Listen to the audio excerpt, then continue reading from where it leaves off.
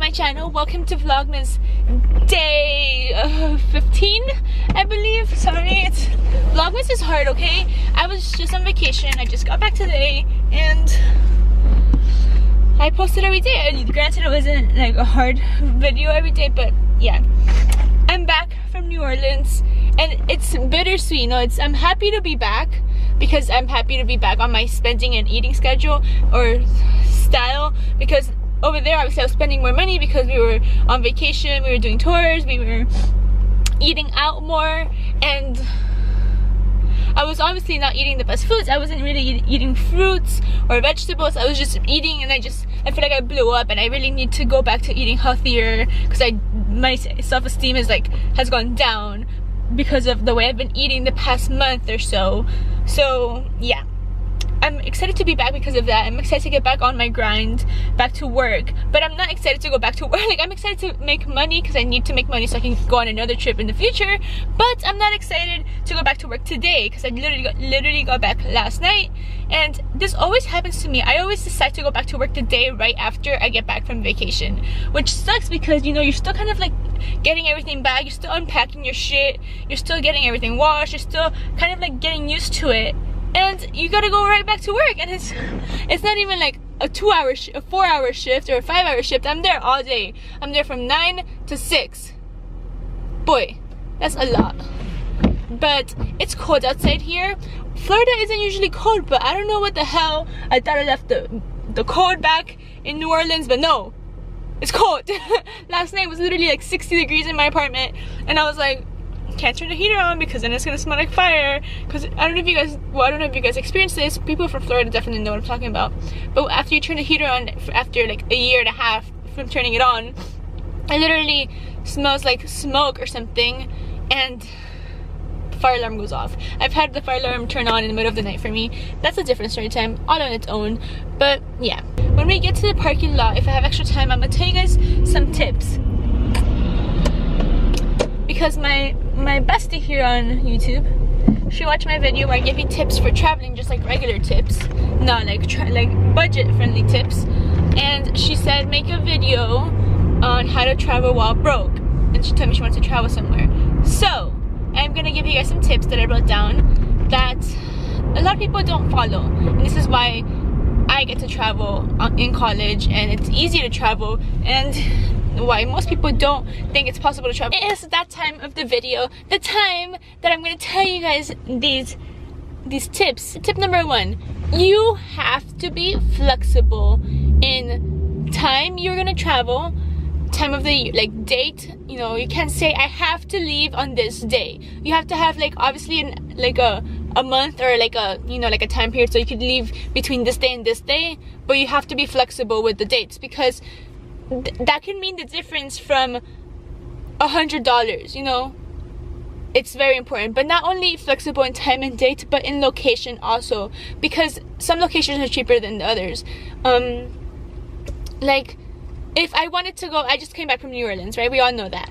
If I wanted to go to San Francisco, it would have been like $200 more, because I only paid $37 round trip for this ticket. $37, just keep that in mind.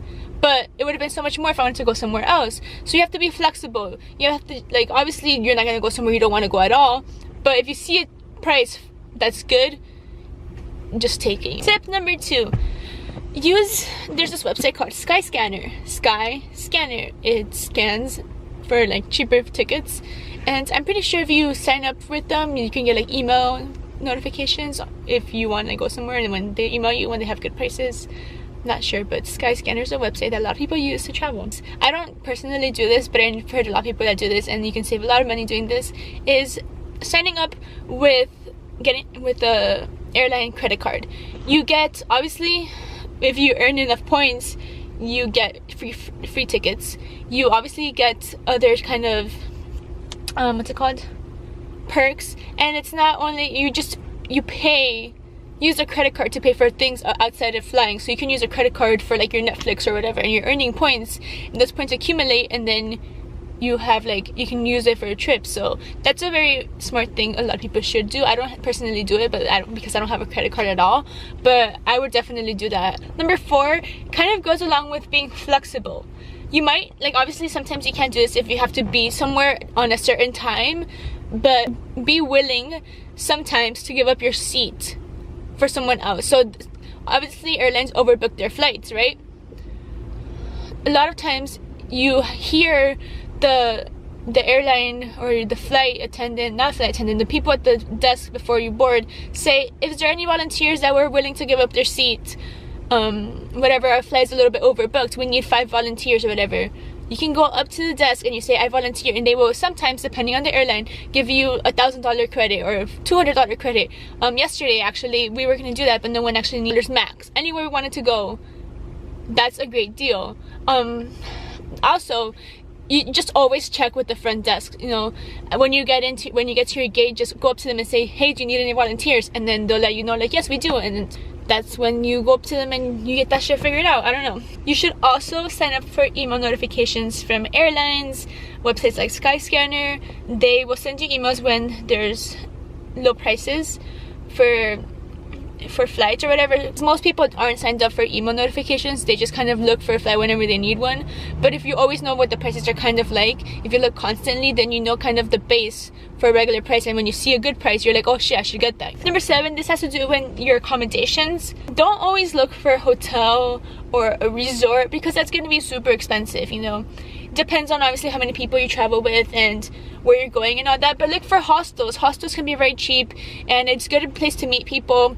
Look for an Airbnb. Couch surfing is a thing. Some people don't want to do couch surfing because they don't want to stay at a random person's couch. Also, when you're there, look for free things to do in the city. A lot of cities have free walking tours, have free museum entries on like Mondays or some day, or they just have free things. Obviously there's monuments that you can see from the outside for free.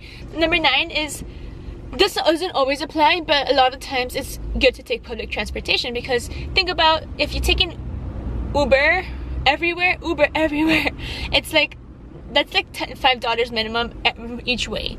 If you take public transportation, for example, for us, we got, in New Orleans, we got a 3-day pass for the public transportation. We worked on the trams, I worked on the train, worked on the buses, and it was like $9 for 3 days, and you can use it as many times a day as you wanted. Also, eat where the locals eat, because don't fall for tourist traps, because a lot of the times there's like tourist places that are overhyped, and local places where tourists eat are usually cheaper. You know, they're gonna charge locals less money than the tourist places. You know, tourist places always charge tourists more money.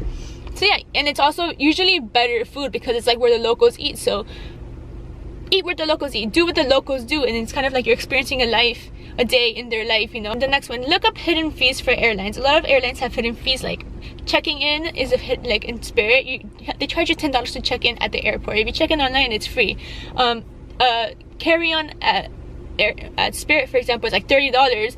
A book bag is free. You know, you have to look up these things before you get to the airport, so you know, okay, I can avoid this, I can avoid that. And every airline is a little bit different, so just make sure you look that stuff up. Don't eat out every meal. It gets expensive, you know, like especially if you're staying at an Airbnb or somewhere with a kitchen, then you can cook, like you can eat out for dinner, but like you make your own breakfast or whatever, and it's cheaper and you save money that way. Okay guys, my camera died and I have to get to work now, so I'm gonna finish the tips when I get back from work. It's gonna be like you guys will see this in 2 seconds, but it's gonna be like 8 hours for me.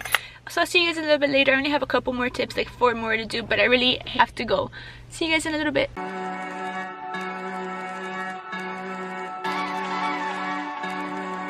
Alright guys, your girl is back from work. It's been a long day. It's 5:22 or 5:16, and it was a pretty cool day at work, you know. It was kind of slow, but not too slow. I got to chat with my coworkers. They had vegan donuts. Insert clip here. Yes, I felt like they included me because we're having a little party on Monday. And they're like, oh, what can you eat? Like, what should I make for you? Blah, blah, blah. But, yeah, it was a cool day at work, you know. But without further ado, let me finish these tips for traveling. Next tip is, don't be afraid to fly on a budget airline. And it's just, like, don't be like, I'm not gonna fly, like, don't be picky, basically. Don't be like, I'm not gonna fly Sprint, or I'm not gonna fly, what's it called, that airline that beat up that one guy, what's it called? Don't be afraid, because, like, they got a bad rep to, like, if you're trying to travel for cheap, like, this is the airlines that are gonna be cheap, you know, like, don't be afraid, you know, just do it. Like Nike says, just do it. this sounds obvious, but budget your trip. So have a budget for food, have a budget for leisure, have a budget for hotel or for accommodation, and obviously leave some leeway in it. So if something happens, you know, you have an emergency, you have money, but you know, budget yourself. It's always important to have a budget. I don't know why people don't do that. Before the trip, don't spend money on foolish things. Like unless you need to buy something or you need something, don't spend money. Like before, just in general, the way I live my life is, yes, sometimes I'll splurge on something. For the most part, I only spend my money on rent, gas, food. That's all I spend my money on. Like literally, like I save my money, goes into a savings account. At the end of the month, after I've paid for everything, I transfer that money to my savings account, and then I just have money in my account, in my savings account. And then whenever I have a trip coming up, I can take the opportunity, or I just have money saved up so that I can do whatever how I want, and I'm not like tight on money all the time. That goes hand in hand with like always have money on you, like not on you like in person, but like always have money in your bank account, or always have money, because you never know when a good trip is gonna come up. Like the trip I took to Germany, it cost me literally $80 one way to Germany. $80 to fly from Miami to Germany. That is ridiculous. And it cost me like 200 max to fly back from Germany to Miami. If I didn't have any money, I would have missed that great price. The tickets to New Orleans cost me $37 round trip.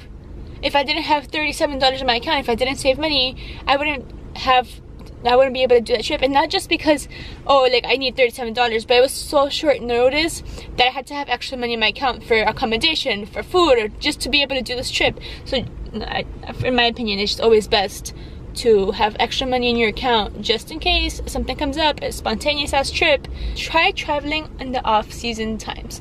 So every place you go to has a season, you know. If you go to if you want to go to New Orleans during Mardi Gras, it's going to be more expensive.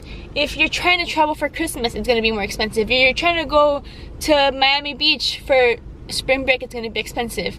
Like, if you want to go there on the off season, because it's obviously going to be expensive to travel. You're not going to find a cheap flight for that time period, you know. It's not as crowded, you know, the lines aren't long, and I think it's a really good idea. And then the last tip, and this tip is like a stupid tip, but I thought I should just throw it in there, is have someone like Quincy, because Quincy is, if it wasn't for Quincy, I wouldn't know any of these tips to give you guys. He's the one that always finds the good deals, because the tips I'm telling you guys is things that he basically has done for me, or done, because I'm not the one that actually like finds these things. But yeah, that's like not really something that you guys can do, but like, yeah, find someone. Oh, just okay, I guess you guys, the tip that instead of find Quincy could be find a traveling buddy that you guys can like travel together, or someone that likes traveling as much as you do. But yeah, I hope you guys enjoyed this video. Make sure you like, comment, and subscribe, and I'll see you guys in tomorrow's vlog. Bye. Gucci gang, Gucci gang, Gucci gang, Gucci gang, Gucci gang, Gucci gang, Gucci gang, Gucci gang. Spread thin racks on new chain. My bitch love do cocaine. Ooh, I fuck a bitch, I forgot her name.